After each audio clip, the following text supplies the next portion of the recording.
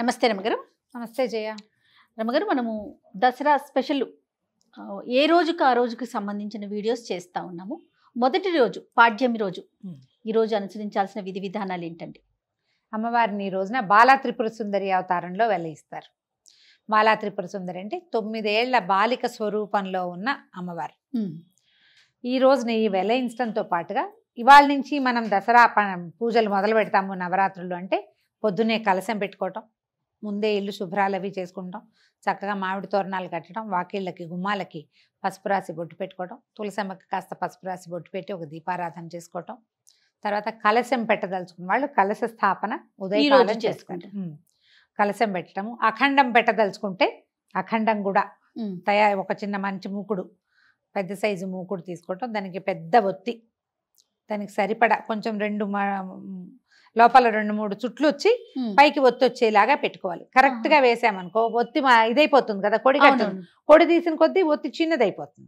అట్లా కాకుండా మెలిపెట్టిన వత్తిని ఒక 2 రౌండ్లు లోపల నూనెలో ఉండాలి, ఒక్కొక్కస పైకి రావాలి. మనం ఇది తీస్తున్న కొద్దికి సరిపోతుంది అనమాట. తర్వాత మా మూకుడులో చక్కగా నిండుగా ఆజ్యం పోస్తారు. మీరు నెయ్యి పోయదలుచుకున్నారో నూనె పోయదలుచుకున్నారో మీ విధానం పోసుకోవటము. వెలిగించి ఒక చోట కదలకుండా జాగ్రత్తగా రక్షించగలిగే ప్రదేశంలో, చిన్నపిల్లలు ఉండకూడదు, గాలి తగలకూడదు, ఇతరత్ర నడిచే వాళ్ళ బట్టలు రెపరెపలు వస్త్రాలు తగలటము లాంటివి జరగకూడదు. అట్లా చక్కగా మంచి ఏర్పాటుగా ఒక చోట అఖండం వెలిగించి పెట్టుకోవటం, అఖండం పెట్టడము. తర్వాత ఈ కలశ స్థాపన చేసుకోవటము. ఒక వినాయకుడిని పెట్టుకుని చిన్న పసుపు గణపతిని చేసి వినాయకుడిని ఆవాహన చేసి తర్వాత విసర్జన కూడా చేసి పక్కకు పెట్టుకోవటం. అప్పుడు అమ్మవారి ఆరాధన మీరు ఏ పటం పెట్టుకోదలుచుకున్నారో ఒక పీట మీద, ఒకవేళ ఈ కలశం పెట్టము ఒక పీట వేసుకుని, లేదా మనకున్న రెగ్యులర్ దేవతార్చన ఎక్కడుందో అక్కడే ఈ అమ్మవారి ఫోటో మీరు ఏది పెట్టుకుంటున్నారో, సాధారణంగా పెట్టుకునే ఫోటో ఏంటంటే మనకి అమ్మవారి ఇట్లా కూర్చుని ఉంటుంది, పరమేశ్వరుడి మీద కూర్చున్నట్టు, అటు ఇటు సరస్వతి లక్ష్మి ఇద్దరు విసురుతున్నట్టుగా ఉండే పరివారంతో ఉన్న లలితా పరమేశ్వరి పటాన్ని అయితే బాగుంటుంది. మొత్తం అన్ని అవతారాలకి మనకి ఈ ఫోటో సరిపోతుంది. ఈ ప్రతిమ విశేషం ఏది ఉందో ఫోటో కానీ ఇంకో చిన్న ప్రతిమ కానీ పెట్టుకోవటం. తర్వాత అన్ని పువ్వులు అన్ని సిద్ధం చేసుకోవటం. ఏ రంగు వస్త్రాలు వేస్తాం రమ్మగారు? సాధారణంగా పింక్ మనం వేసుకున్న లాంటివి మంచిది. గులాబీ రంగు లేతదైనా, ఇందులో లైట్ కలర్, ఇందులో డార్క్ కలర్, బోల్డ్ అన్ని రంగులు ఉంటాయి కదా, ఏదో ఒక రకం వస్త్రం. అంటే మీరు ప్రతిరోజు ఒక వస్త్రాన్ని అమ్మవారికి సమర్పించటం, పూజ చేసుకుంటాము. వస్త్ర సమర్పణ చేసేటప్పుడు ప్రిఫరబుల్లీ పింక్ పెట్టుకోండి. గులాబీ రోజు మొదటి రోజు సరే ఇది ఏర్పాటు చేసుకోవటము. తర్వాత ఈ రోజున మొదటి రోజు కాబట్టి స్టార్ట్ చేస్తున్నాం కాబట్టి కొంచెం బాగా గ్రాండ్గా చేయాలని భావిస్తే కనుక మీరు పులిహోర పాయసము అలాంటివి చేసుకోవచ్చు. అమ్మవారికి ప్రత్యేకంగా నివేదించేది ఏంటంటే ఇవాళ కట్టి పొంగలి, తర్వాత కేసరి, ఈ 2 నివేదన చేస్తారు. మీరు ఇంకా చాలా చేయొచ్చమ్మా. పాలు పళ్ళు పెట్టుకోవచ్చు. ప్రతిరోజు నియమంగా పెసరపప్పు నివేదన, పెసరపప్పు నానబెట్టడము, దాన్ని నివేదించటము. తర్వాత ఏమో పానకం చేసి పెట్టడము. మనము ఈ అమ్మవారి తాలూకు ఏ స్తోత్రం చదివినా కూడా అమ్మవారిది నామాలు పవర్ఫుల్. ఈ అంత పవర్ఫుల్గా ఉండే శబ్దాన్ని ఉచ్చరించడం వల్ల ఏమవుతుందంటే మన చుట్టూతా ఉన్న వాతావరణంలో ఒక రకమైన వేడి పుడుతుంది. ఏదైనా సరే ఏ అమ్మవారి నామం అయినా కూడా దాంట్లోంచి ఒక ఉష్ణం వెలువడుతుంది, వేడి వెలువడుతుందని చెప్తారు. దానికోసం అనేది చల్లబరచడం కోసం అమ్మవారికి మనం పానకము, పెసరపప్పు తప్పకుండా నివేదించాలి. మిగిలినవి ఏవి చేసినా చేయకపోయినా ఇది చెయ్యాలని పెట్టుకోండి. ఇంత చాలా చేయొద్దు, ఇంత సులువుగా చేసి పెట్టుకోండి. బెల్లం నానబెట్టడం, పంచదార పానకం చేయొచ్చు, పనికొస్తుంది. పంచదార పానకం కూడా చలవని చెప్తారు. కొంచెము ఏలక్కాయలు, తర్వాత ఒక చిటికెడు పచ్చకర్పూరము, కొంచెం మిరియాలు, వీలైతే అవి గ్రైండ్ చేసి పక్కన పెట్టుకోండి. ఈ వారం 10 రోజులు వాడుకోవడానికి పనిచేస్తుంది. అలానే ఆ చేత్తో ఈ చేత్తో ముట్టుకునేవి కాకుండా కొంచెం పై ఎత్తున జాగ్రత్తగా పెట్టుకోవటం, పానకాన్ని నివేదన చేసుకోవచ్చు. అక్కడి నుంచి అమ్మకి బాలా త్రిపుర సుందరికి సంబంధించినటువంటి స్తోత్రాలు చదువుకోవచ్చు. మీకు స్తోత్ర నిధి యాప్లో బాలా త్రిపుర సుందరి అష్టోత్తర శతనామావళి దొరుకుతుంది. అష్టోత్తర స్తోత్రము దొరుకుతుంది, శతనామావళి దొరుకుతుంది. ఆ 2 చదువుకోవటం మీ వల్ల అవేమీ కాదు. శ్రీమాత్రే నమః అంతే. మీరు దానికి ఒక లెక్క పెట్టుకోండి. శ్రీమాత చిన్నది కదా, అలా అనగానే పూజ అయిపోయినట్టుగా అనిపించదు మనకి. 108 మీరు ఒక మాల పెట్టుకుని 108కి పూసలున్న మాలలు దొరుకుతాయి కదా, అవునండి. మాలతోటి అమ్మవారిని నమస్కారం చేసుకోవటం. ఆ మాలని మీరు 108 సార్లు జపం చేస్తే చాలా పర్ఫెక్ట్గా సరిపోతుంది, చేయగలిగితే గనక. ఇంకా కుంకుమ పూజ కూడా ఈ రోజు నుంచి మొదలు పెట్టుకోవచ్చు. మనం చిన్న ప్రతిమ విశేషం ఏదైనా పెట్టుకున్నాం, ఇట్లా ఉన్న ప్రతిమ లేదు మన దగ్గర, చిన్న గుండ్రటిది లలితా త్రిపుర సుందరివి మనకి రాగిది పెట్టుకోవచ్చు, చాలా మంచిది. వెండిదో లేకపోతే పంచలోహాలదో బంగారు రూపు ఏదైనా లక్ష్మీ రూపు ఉందనుకోండి మన దగ్గర, దాన్నే త్రిపుర సుందరిగా భావించి బొట్టు పెట్టికోవచ్చు. లక్ష్మీ రూపులు అందరి ఇళ్లలోనూ ఉంటాయి, ఏదో ఒక శ్రావణ మాసంలో కొనుక్కుంటాం కదా. పసుపు పెట్టండి, దాని మీద బొట్టు పెట్టండి, తయారైపోయింది అమ్మ. ఇక ఒక చిన్న దీంట్లో పళ్ళెంలో సెపరేట్గా పెట్టుకోండి, ఒక తమలపాకు వేసి దాని మీద ఈ అమ్మవారి ప్రతిమ విశేషం మన దగ్గర ఏది ఉంటే అది పెట్టుకోవటము. మీరు ఒకవేళ 108 సార్లు కాకపోతే ఇంత సమయం పెట్టుకుని చేసుకుంటాం అనుకోండి జపం, అమ్మవారిని తలుచుకుంటాం, అప్పుడు ఒక చిటికెడు కుంకుమ పట్టుకోవటం, వేసేయటం దాని మీద, అమ్మవారి మీదకి సమర్పించేసేయటమే. తర్వాత నివేదన చేసుకోవటము. మళ్ళీ సాయంకాలం పూజకి మనము ముత్తైదువులను పిలుచుకొని పేరెంట్ లాగా చేసుకోవచ్చు. ఎవరైనా పిలుచుకోవచ్చు, ఎవరినైనా ఒక్క ముత్తైదువునైనా పిలిచి పొద్దునుంచి సాయంత్రం లోపల మీరు ఏది నివేదన చేసినా పనికొస్తుంది. ఏ పండు నివేదన చేసినా సరే. మీరు ఇది కాకుండా ఒకవేళ ఇలా చేయలేము, మామూలు వంట చేసుకుంటాం, అన్నం పప్పు కూర ఏవో చేసుకుంటాం కదా, మహానివేదన అది కూడా నివేదన చేయొచ్చు. పాత్ర ఏ పాత్రలో వండుతామో ఆ పాత్రతో సహా తెచ్చి పెట్టచ్చు. లేదా ఒక అరిటాకులోనో ఒక వెండి పళ్ళెంలోనో, మనం ఎంగిల్ చేసిన పళ్ళాలు కాకుండా రోజువారీ మనం తినేవి కాకుండా ఒకవేళ అందులోనే ఉంటే దాంట్లో ఒక అరిటాకు వేసేయండి.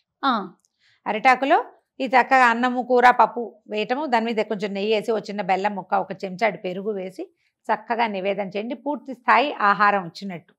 కాదు రమ్మగారు, మనం ఇంట్లో తయారు చేసుకునే ఆహార పదార్థాల మీద కూడా బెల్లము నెయ్యి వేస్తే గనక అది పూర్ణ నివేదన కింద మనం ఇంకేం లేదు, ఒట్టి అన్నమే వండేవు నువ్వు, అన్నమే ఇంకేం వండలేదు, ఒట్టి అన్నం మీద కూడా ఓ బెల్లం ముక్క పెట్టడం, కొంచెం నెయ్యి వేయటం, ఇది పూర్తి నివేదన కింద అవుతుంది అన్నమాట.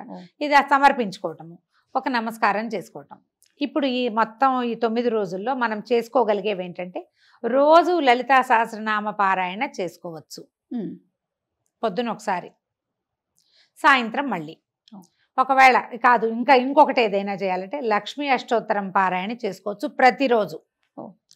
లక్ష్మీ సహస్రనామం చేసుకోవచ్చు ప్రతిరోజు. ఈ 9 రోజులు ఏంటంటే మహాకాళి, మహాలక్ష్మి, మహాసరస్వతి రూపాలలోనే అమ్మవారు కొలవబడుతుంది. మీరు ఏ రూపంలో భావించినా ఆ రూపంలో మనకి కనపడుతుంది, మన వెంటుంటుంది. ఎలా కావాలంటే అట్లా చేసుకోవచ్చు.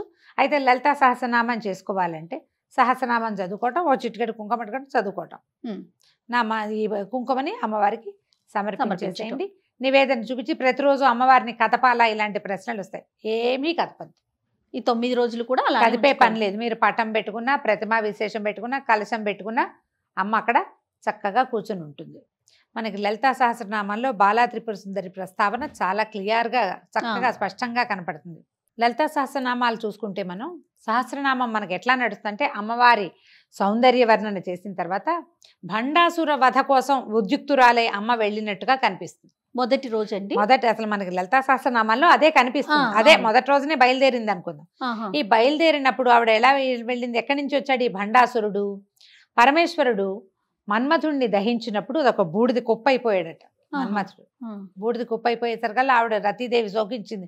అయ్యో, నీకు వివాహం చేసి నీ వల్ల సంతానం పొందాలి, సంతానం వల్ల తారకాసుర సంహారం జరగాలని ఇంత పని చేస్తే మన్మథుడినే భగ్నం చేశాడే భగవంతుడు. శివుడు ఏం చేశాడు? మన్మథుడినే భగ్నం చేశాడు కదా. ఇలా అయ్యిందని ఆవిడ దుఃఖిస్తే అమ్మవారు ఆమెకి ఏం చెప్పింది, ఏం పర్వాలేదు, నీకు కనిపిస్తాడు, అనంగుడుగా ఉంటాడు, శరీరం లేకపోయినా వాడు ఉంటాడు, అతను మన్మథుడు ఉంటాడు, నీ వరకు రతీదేవికి మాత్రం సాకారంగా కనపడతాడట అని చెప్పి వరం ఇచ్చింది. అయితే ఈ బూడిద కుప్పలా పడిపోయింది కదా, ఈ కుప్పలా పడిపోయిన బూడిదని ఈ పరమేశ్వరుడి యొక్క వెనకాల ఉంటారు కదా శివగణాలు, ఆ గణాలలో ఒకడు దాన్ని ఇట్లా ప్రతిమలాగా చేసాడు, ఒక బొమ్మ చేశాడట ఆ బూడిదతోటి. అప్పుడు అయ్యో అన్నారు, భండ భండ అన్నారు, ఇదేమిటి అని. ఆ భండు ఆ బూడిదతోటి తయారు చేయబడిన వాడు ఒక రాక్షసుడుగా మారాడు. శివుని దాంతో చేసిన వాడు రాక్షసుడు. శివుడు కాల్చిన బూడిద మన్మథుడి బూడిదే అది. కానీ మన్మథుడికి శరీరం వచ్చేసి ఇది అవశేషం కదా, ఈ అందుకని బూడిదలో చేతులు పెట్టి ఆడకూడదు అలాంటివి చెప్తారు కదా పెద్దవాళ్ళు. ఎందుకు? ఈ భండాసురుణ్ణి సంహరించడానికి లలితా త్రిపుర సుందరి తన సైన్యంతో సహా వచ్చింది. అందులోనే మనకి వారాహి వాళ్ళందరి స్వరూపాలు కనపడతాయి. లలితలో కనిపిస్తుంది ప్రత్యేకంగా. ఈ భండపుత్ర వధోద్యుక్త బాలా విక్రమనందిత అని ఒక నామం ఉంది. భండుడి యొక్క కుమారుణ్ణి సంహరించింది అమ్మవారు. ఏది కుమారి రూపంలో. బాల విక్రమనందిత అని చెప్తారు. బాల యొక్క విక్రమాన్ని చూసి సంతోషించింది అమ్మవారు. అమ్మవారి పుత్రికగా చెప్తారు ఈ బాలా త్రిపుర సుందరిని. మనం ఏమనుకుంటే ఆమె యొక్క బాలిక రూపం అనుకుంటాము. ఇట్లా చూపిస్తారు. మనం ఎట్లాగైనా చేయొచ్చు. ఓకే. అయితే ఈ రూపాన్ని మనం ఎట్లా ఆలోచించాలి? ఒక 9 సంవత్సరాల చిన్న కన్యకా స్వరూపం. మనకి ఫోటోలు కూడా కనిపిస్తాయి. చక్కగా పట్టుకుని వస్త్రాలు అవి చాలా ముచ్చటగా ఉండి లంగా జాకెట్ వేసుకుని జడ ముందుకు వేసుకుని ఉన్న బాలా స్వరూపం ఎంత అత్యద్భుతంగా ఉంటుందో. అవును. అమ్మవారి యొక్క ప్రార్థనా శ్లోకం ఏదైనా ఒకటి తీసుకుని బాల చదువుకోవచ్చు. నెంబర్ ఆఫ్ టైమ్స్ మీరు 108 పెట్టుకోండి. ఒక శ్లోకం చెప్తారా రమ్మగారు? చెప్తాం. అరుణ కిరణ జాలై రంజితా సావకాశ విధృత జపవటీకా పుస్తకా భీతిహస్త ఇతర కరవరాఢ్య ఫుల్ల కల్హార సంస్థ నివసతు హృది బాల నిత్య కళ్యాణశీల. ఇది ఒక శ్లోకం. ఇందులో ఇంకొకటి ఉంది. మాలాశ్రుణి పుస్తక పాశహస్తాం బాలాంబికాం శ్రీలలితా కుమారీం కుమార కామేశ్వర కేళిలోలాం నమామి గౌరీం నవవర్ష కన్యాం. శ్లోకంలోనే నమామి గౌరీం నవవర్ష కన్య, 9 ఏళ్ల కన్యకా స్వరూపంలో ఉండి కామేశ్వర కేళిలోల కామేశ్వరుడితోటి ఆడుకునేందుకు సంతోషించేటువంటి అమ్మని నేను కొలుస్తాను. శ్లోకంలోనే చెప్పబడింది. ఈ 9 ఏళ్ల కన్యకా స్వరూపంలో ఉన్నటువంటి బాలని ఈ తొలి రోజున మనం అర్చన చేస్తాం. మీరు ఇదంతా చెయ్యం. ఒట్టి నమస్కారం, దీపారాధన చేయండి, పంచోపచారాలు చేయండి, దీప ధూప నైవేద్యాలు అంతే. మధ్యలో గంధ పరికల్పన, పుష్పం కానీ గంధం కానీ పరికల్పన చేయండి. పువ్వులు పెట్టండి. పువ్వులు పెట్టడం, దీపం ధూపం నైవేద్యం, నమస్కారం. ఆ నమస్కారంతో ఏదైనా ఒక్క ప్రార్థనా శ్లోకం. ఈ ప్రార్థనా శ్లోకం నేను చెప్పింది వివరంగానే వినపడుతుంది కాబట్టి ఇదే మీరు 11 సార్లు 21 సార్లు 40 సార్లు లేదా 108 సార్లు చక్కగా సాకల్యంగా చదువుకోవచ్చు. మంచి ప్రార్థనా శ్లోకం. ఈ శ్లోకాన్ని నేను ఎక్కడి నుంచి తెచ్చానంటే వేములవాడ రాజరాజేశ్వర స్వామి దేవస్థానంలో ఒక గోడ మీద శిలాఫలకం మీద ఉన్నాయి ఈ 2. ఓహో. నేను ఎప్పుడో వేములవాడ వెళ్ళినప్పుడు అది కనపడేసరి కదా తెచ్చుకున్నాను నేను. అదే నాకు విడిగా ఎక్కడ పుస్తకాల్లో ఇవి కనిపించలేదు. మీకు ఎక్కడైనా దొరికితే అది చదువుకోండి. స్తోత్రనిధి యాప్లో బాలాంబికది మనకి అష్టోత్తరం దొరుకుతుంది. అష్టోత్తర శతనామావళి చెప్పుకోండి, పువ్వులు సమర్పించండి, నమస్కారం చేసుకోండి. సాయంకాలం ఇదే మనం రిపీట్ చేస్తాం. ఉదయం ఒట్టిగా నమస్కారం చేసుకుని లలితా సహస్రం ఏదో చదువుకుంటే సాయంత్రం ఈ విశేష సేవ ఉంది కదా, ఏదైతే మనం బాలాంబికకి చేసుకుంటామో అది చేసుకుని నమస్కారం చేసుకోవటమే. మళ్ళీ రేపొద్దున ఇంకొక దేవతామూర్తిని అర్చన చేసుకుంటాం. సంతోషం రమ్మ గారు. నమస్తే. నమస్తే.